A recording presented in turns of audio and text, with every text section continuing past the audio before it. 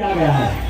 साथियों, देश आजाद हुआ था 1947 में, तो आदिवासी गुलाम नहीं था, ये देश गुलाम था। और जब देश आजाद हुआ तो आदिवासी गुलाम हो गया। आजादी के 70 साल से लेकर अभी तक संविधान में और विशेष कानूनों में हमको विशेष अधिकार दिया गया है, लेकिन सबसे ज्यादा इस देश में अत्याचार और दमन हो रहा है तो वो एकमात्र समाज है आदिवासी समाज। ऐसा क्या कारण हुआ होगा कि यही स्थिति सिर्फ आदिवासियों पे ही हो रही है? ये सोचने का वक्त है। जब 1 जनवरी 1948 को देश आजाद हुआ, 15 अगस्त 1947 को और 1 जनवरी 1948 को खरसुआ में नरसंहार हुआ था।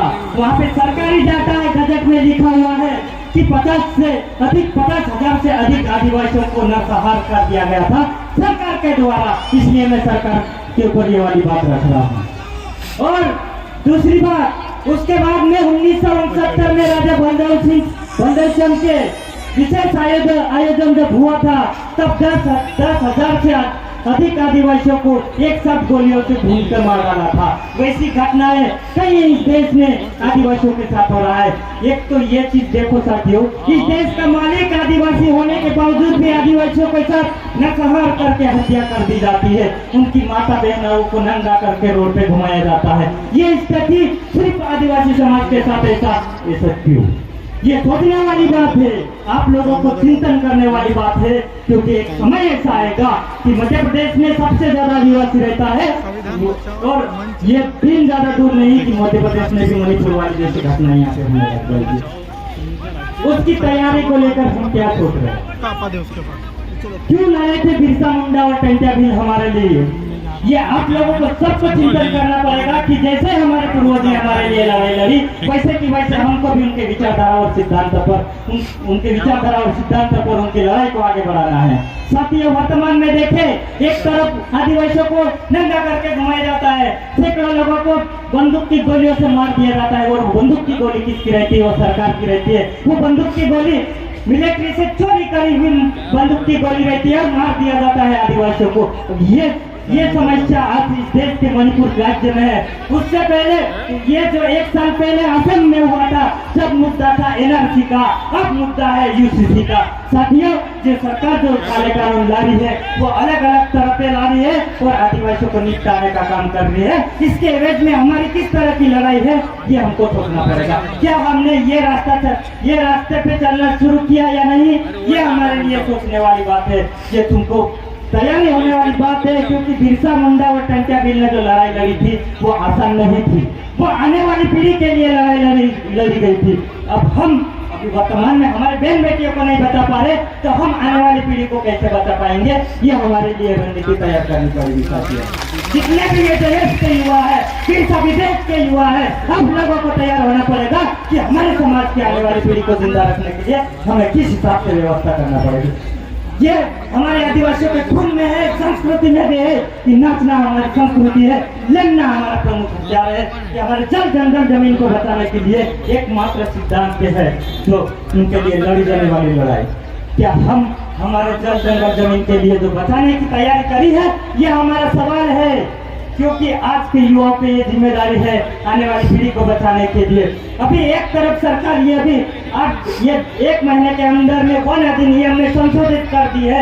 उसमें ये बोल दिया गया है कि जितना भी वन क्षेत्र है वहाँ पे सरकार का अधिपत्य हो जाएगा।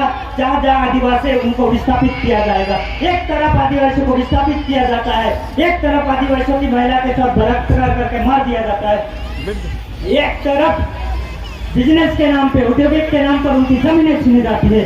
मसला कुछ नहीं है साथियों, मसला इस देश के आदिवासियों की जमीन का है।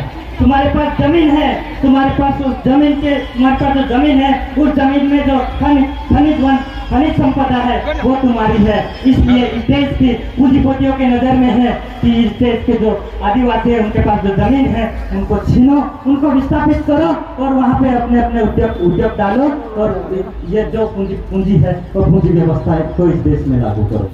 तो इस तरह से एक तो यूसीसी कानून हो गया, एक तो एनआरसी हो गया, एक तो वन अधिनियम हो गया, और बाकी ये सरकार क्या बोलती है कि आदिवासियों के लिए हमने विशेष प्रावधान किया है। ये यूनाइटेड नेशन में जाके बोलती है। जब बात हमारे 9 अगस्त विश्व आदिवासी दिवस की बात आती है, जब बात थी 1993 की, वहाँ पे जाके भारत सरकार ने बोल दिया था कि इस देश में आदिवासी नहीं रहता है, इस देश में वनवासी रहता है, वनवासी रहता है, और इस देश में अनुसूचित जनजाति के लोग रहते हैं, उनको संविधान में पूरा अधिकार दिया गया है। आदिवासी ना तो गरीब है, ना तो शोषित है, ना भूखा है, ना नंगा है, उनको ये भरपूर इनके पास अधिकार है, ये अच्छे ढंग से जी रहे हैं इस देश में। इसलिए ये देश फिर जो सरकार है, जो मजदूर जो संगठन था, आईएलओ कन्वेंशन 169 और 1989 वाले जो अधिवेशन था, उस पर साइन नहीं करे कि भारत में आदिवासी है पूरा अच्छे तरह से जी रहे हैं, उनको कोई प्रॉब्लम नहीं है। लेकिन एक तरफ देखो यहाँ पे आदिवासियों के साथ क्या किया जा रहा है, क्यों तुम्हारे कौम के साथ ऐसा किया जा रहा है? कभी सोचा आप लोगों ने?